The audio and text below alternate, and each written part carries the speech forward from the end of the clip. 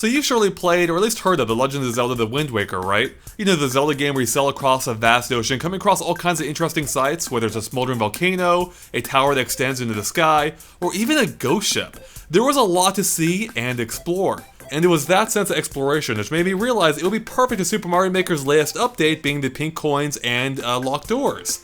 So that's what I decided to do. I decided to recreate the Wind Waker experience as closely as possible in Super Mario Maker. But before I show it off, please check out the level for yourself if you have any interest in doing so before you actually watch it here. Because it is based around exploration, the seeing where to go and what to do will kind of spoil the experience. There's a direct link to the bookmark page for the stage in the description below. And with that, let's get to it. Let's go and show off the Wind Waker, the King of Red Coins.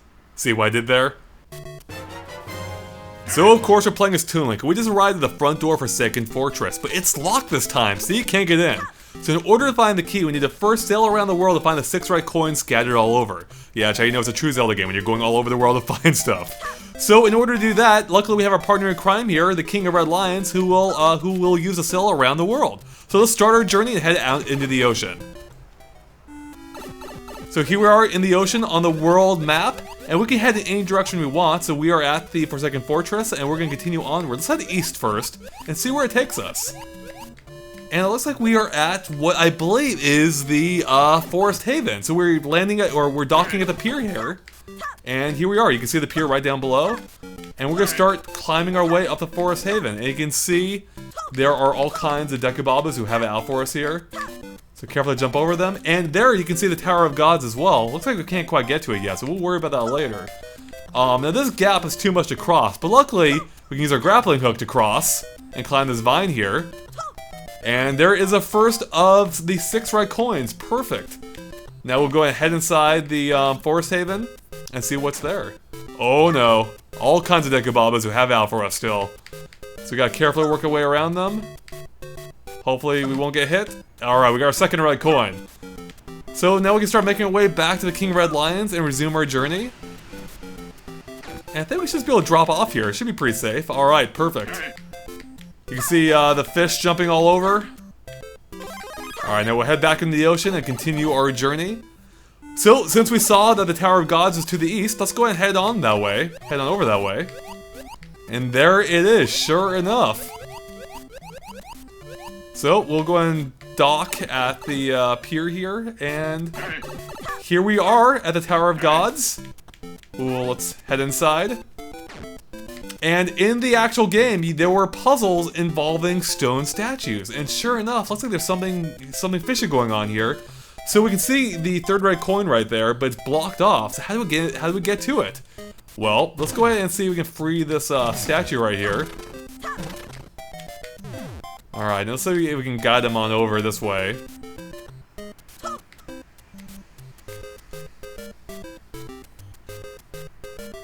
He's coming, slowly. Oh, that's so nice of him. He's freeing the red coin for us. Perfect. There we go, he nabbed it. And you may have noticed too, also in the ocean, we have these sea towers, or the lookout towers, that was also in Wind Waker. Alright, so we'll go ahead and we got our red coins, so we can continue onward.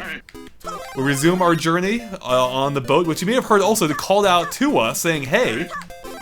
See, there he goes again. He really wants our attention, so let's go ahead and continue onward. Alright, so it looks like we've covered the eastern half of the world, so let's go ahead and start heading west and see what else is there. There's a Forest Haven again. Anything down here? Nope. Alright, there's the Forsaken Fortress, so let's go ahead and keep going west. Oh, looks like we are at a volcano-like thing. It might actually be Fire Mountain. So let's go ahead and check it out. Oh boy. This looks dangerous. Oh man, it's erupting. Alright, let's see if we can carefully cross over. Oh no! We lost our costume, but it's okay. We can get it later. Alright, so we'll grab our 4th red coin here. And if we crawl underground and grab a star, which will make it much safer to get back to the King of Red Lions. And luckily, he has our green tunic for us, just waiting. So he's a handy guy. Very nice guy. Alright, so we'll continue our journey. We're still missing 1 coin. Where, or 2 coins I should say. Where could they be? Well, we haven't checked out the southwest corner yet. Oh, what's this? Looks like some kind of abandoned ship or something. Well, let's go ahead and we'll dock here and check it out. Ooh, spooky. Looks like it might be a ghost ship. It's not in good shape here. So, let's go and climb up here. And alright, 5th red coin. Perfect. And now let's go and take the warp pipe inside the ship. Yep, it is in fact a ghost ship in case there was any doubt. The skeleton warriors. We got Pose. And the 6th red coin. Gotta be careful here. It's very quiet, very spooky. Alright, got our coin and the key. Perfect. Now we just have to make it back to our boat. With the King of Red Lions. And we should be able to finish this adventure. Or at least this portion of the adventure. Alright, we're back, King of Red Lions. Let's go. So we got our key. Let's head on back to Forsaken Fortress right there.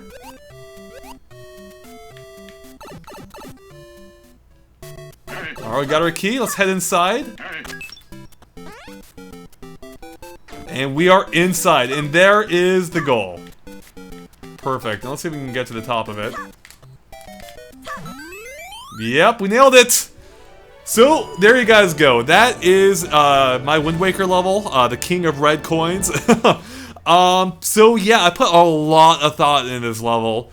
And I thought, you know, let's go and show it off. But first, before I do, remember, if you want to check it out for yourself, you can use the code on the screen right now. If you like it, make sure to give it a star. I put really probably over 20 hours into this course. It's kind of ridiculous. So let's go and hop in, and I'll show you how I built this course and some of the thought process that went into it. Okay, so first off is, I had the idea initially of having the world map connect all these different areas in Wind Waker. But I thought, you know, this is perfect. I can create 2 different areas. One where you have the world map where you sail around, and the other being the actual locations themselves. The downside to this approach is it didn't give me much room to work with. This world map doesn't take up much room. Here, I'll show you again. See, the world map is actually a pretty small area of the secondary area. Whereas I had to cram all the islands or all the locations into this one area, and let me tell you, that was not easy. Especially because I basically couldn't use the top area at all, for a few reasons which I want to show you. For one, I am a stickler for details. So I wanted it so that if you even decided to climb up to the top of the sailboat, there is nothing that will break your immersion. There's nothing up here. You won't see any areas that will break, you know, like any out-of-the-way areas that you shouldn't see. And as part of that too, but I have all these areas so close together, when you first pop out of this warp pipe, I wanted it to seem like it was a vast ocean. And so when you first pop out, you won't see anything to the right of the King of Red Lions. But if you decide to hop over there, you actually will see, you actually can see more of the world, or kind of.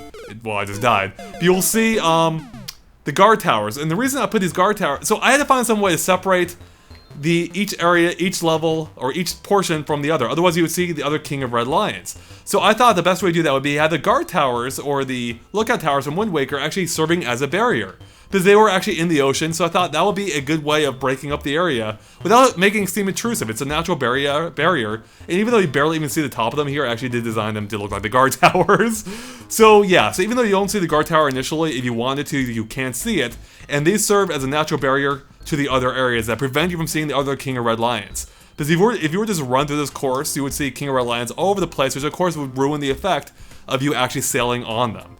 So yeah, that took a ton of effort to space out this properly, in order to have the world function as basically 5 independent areas. Now, as part of that, it meant I didn't have much space to work with each area. So in fact, the Forest Haven here is the biggest area of them all, and in order to really accommodate or even to fit it all in, I had to make a multi-layered leading up to the top here. And then once you do go through that door there, I'll show you where it takes you. It actually takes you right above the Forsaken Fortress, which you cannot see, again, from down here. No matter how hard you try, you cannot see it. So I did not have much space to work with up there, but I had to keep it as separate as possible. And the same thing goes for the Tower of Gods area, because once you enter the Tower of Gods, it takes you to... where is it? Here we go. I threw it up here over, actually the remainder of Forsaken Fortress. So there you go. Once again, you cannot see it. You also won't trigger the thwomp from down here, so it's basically invisible. And similarly, if you're in the Tower of Gods, you also can't see Forsaken Fortress below. So try to separate it as much as possible to make really it feel like you're exploring a vast world. And that, trust me, was a pain in the butt. Alright, so again, you can see how the guard tower here breaks up the areas. That way, again, you can't jump from the area here, from the ghost ship, to the Forsaken Fortress. So yeah, I thought the guard towers are the best way to go about that. Okay, now here's a funny story. Not really a funny story, but funny anecdote, I guess. Is originally, I was trying to come up with the areas on which to explore, or which you could have. And originally, I wasn't going to have this final area at all, because I was running out of room. But I had enough space to, so I had the idea of basically combining. Initially, I didn't know what to do with this first area. This is where you started, and I didn't know what to do. Then I had the idea of turning it into your goal as well. And it made perfect sense of having the idea of needing a key to get in. So you would see this is what you needed to unlock. So I decided to turn this into Forsaken Fortress, and as part of that, I made the endpoint match up perfectly as well from a structure perspective. So it looks like you really are just going inside, and you're still in the same area. You're just inside a new area, or you're seeing the inside portion, and the camera's just moved a little bit to the left, exposing more of it. So I even had the skulls in the same place to give that perspective, or that illusion that you are in the same area. You're just inside. Okay, sorry, I'm getting away from my what I was trying to get at, though. So anyway, so originally I was trying to figure out what to do with the little area I had left after making that the Forsaken Fortress.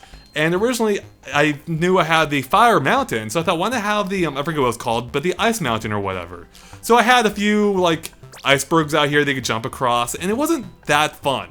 So I'm like, you know what was really cool from Wind Waker was the ghost ship. I loved the ghost ship. So I thought, you know what, let's recreate it here. And of course, in the game, you can only come across it at night. Can't do that here, really. So instead, I used the effects, the visual and sound effects, to have the clouds come out, which actually happened in the game, as I recall. When you got close to the ghost ship, you would see all the spooky cloud stuff happen. So that's what I try to replicate here, and that also allowed me, by having the ghost ship, by going inside, allowed me to expand upon it, because it gave me another use for the underwater area. Because otherwise, there was a bunch of wasted space down here, without, ignoring the world map. So, now granted, in the game itself, this area wasn't underwater, but I turned it underwater in this case, so, go with me here.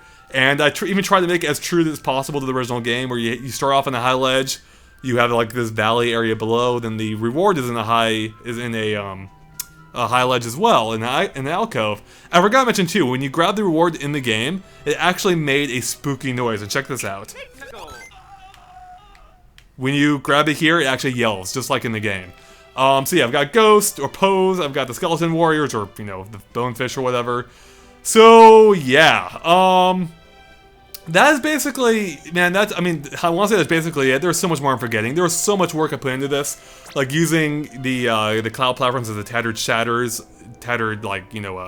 of the boat. Then just trying, then here we go, I haven't talked about the world map at all. So this is something that took me a while to figure out how to best work. But I wanted to make it as much as possible like a world map. So that's why I actually have barriers here to make it look like it's not actually underwater. It's on the ocean. And I also put barriers outside, once again, to give the illusion that you're looking at some kind of surface, or, a map in this case. Now, originally, I was trying to figure out how to do these islands. And let me show you what I had originally. Originally, I just had these, like, generic islands with warp pipes, like this, that you would just go into. But, and I had, like, layered over like that.